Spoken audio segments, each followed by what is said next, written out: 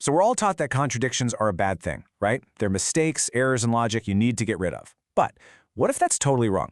Today, we're diving into the dialectical method. It's this powerful way of thinking that flips the script and says contradiction isn't a dead end. It's the actual engine that drives everything forward. Seriously, just think about it for a second. Our whole education system trains us to find the one right answer and eliminate contradictions. But the dialectical method says, hold on, you're missing the whole point.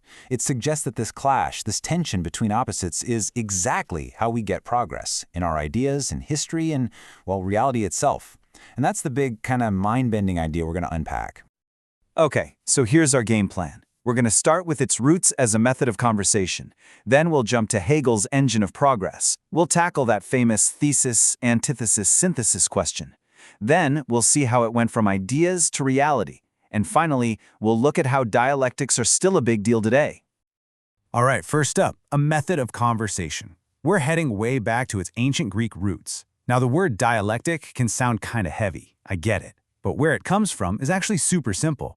So, at its heart, the original Greek term dialektike techne just meant the art of conversation. That's it. Think of it like a structured back and forth, a way to get to the truth by really digging into opposing ideas. And here's the crucial part. The whole point wasn't to win the argument like in a debate. No, the goal was for everyone involved to come out the other side with a smarter, deeper understanding.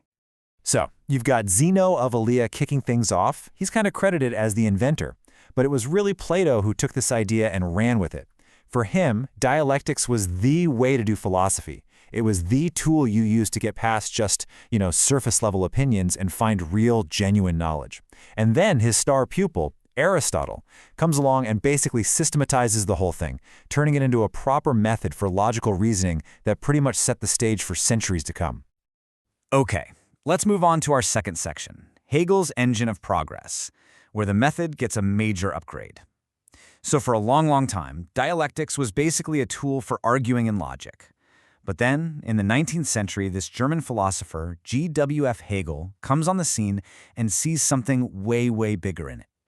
He thought it wasn't just about arguments, it was the key to how reality itself worked. And you can see it right here in his own words. For Hegel, this wasn't just about how people talk. It was the moving soul of all progress. He saw this process happening everywhere, in logic, in the grand sweep of history, even in nature. It was the fundamental pattern of the universe. So, how does this grand process actually work? Well, Hegel breaks it down into what he calls 3 moments. First, you have what he calls the understanding. This is where you take a concept and you just hold it steady, it seems stable and solid. But then you hit the dialectical moment. This is where the concept starts to fall apart, not because of some outside attack, but because of its own internal flaws. It's too one-sided, and it actually turns into its own opposite. And finally, you get to the speculative moment. This is the magic part, where a new, better, richer idea emerges that actually combines the truth of the first 2 contradictory moments. Now, the absolute key to understanding this whole thing is a fantastic German word, aufheben. In English, we call it sublation, but the German is way cooler because it means 2 opposite things at once. It means to cancel or get rid of something, but it also means to preserve it or lift it up. It's like an idea is proven wrong, but the valuable part of it isn't just thrown away. It gets carried forward into the next, better stage. It's canceled, but also preserved. Pretty neat, huh? Okay, time to clear something up. Section 3, Thesis, Antithesis, Synthesis. We're going to look at this popular model and find a deeper truth. Now, I'm willing to bet you've heard Hegel's dialectics summed up with these 3 words. And look, it's a useful little formula, but it's not really what Hegel was all about. So, while the whole thesis, antithesis, synthesis thing is easy to remember, it's a bit too simple, a bit too mechanical. Hegel's actual idea was more organic. He called it determinate negation. And the huge difference is that the conflict comes from inside the idea itself.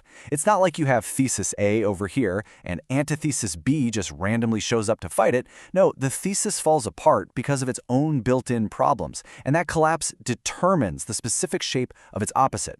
The result isn't just some mushy compromise, it's a genuine level up.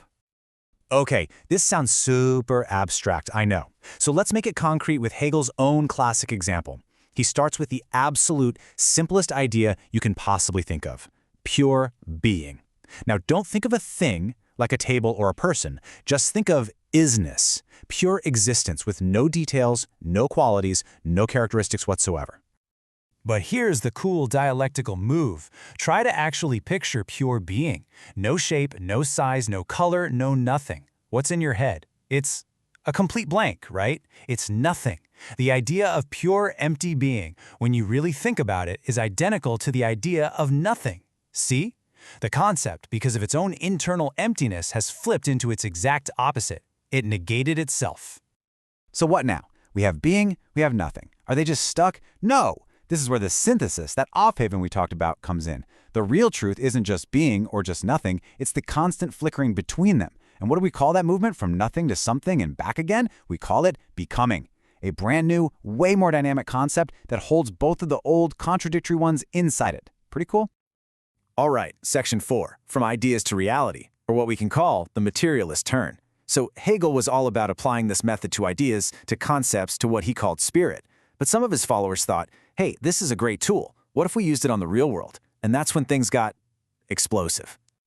So let's just be super clear on Hegel's position first. For him, all of human history was basically the story of this absolute spirit. You can think of it as cosmic consciousness or reason, slowly figuring itself out.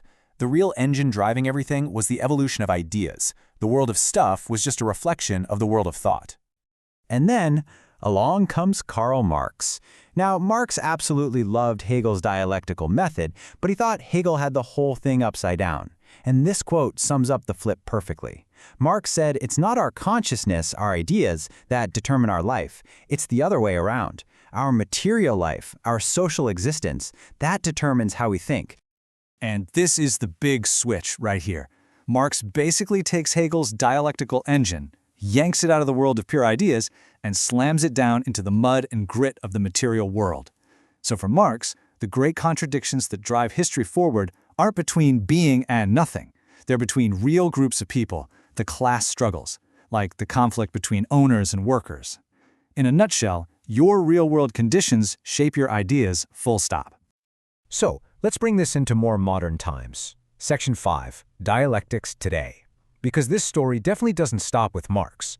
It turns out, this way of thinking is an incredibly powerful and lasting tool for critiquing the world around us, right up to the present day.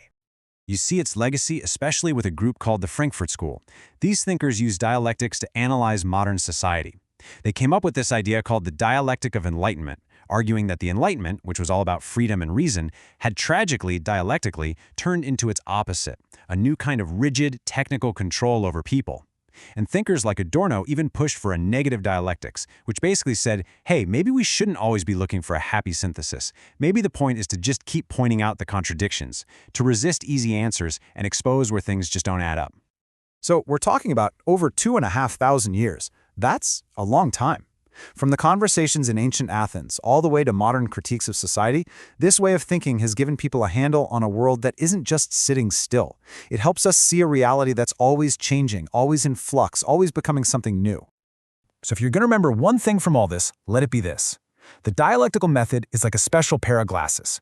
It helps you look at conflict and contradiction and see them not as mistakes or problems to be solved, but as the actual, literal engine of change. It's the sign that something new is trying to be born. Yeah, and that really leaves us with a big question to chew on, doesn't it? When you look at your own life or at society, all the conflicts and tensions you see, are those just flaws? Are they errors that need to be stamped out? Or are they actually the engine? Are they the very thing that's pushing everything forward? Something to think about. Thanks for diving into the dialectical method with me. I'll catch you on the next explainer.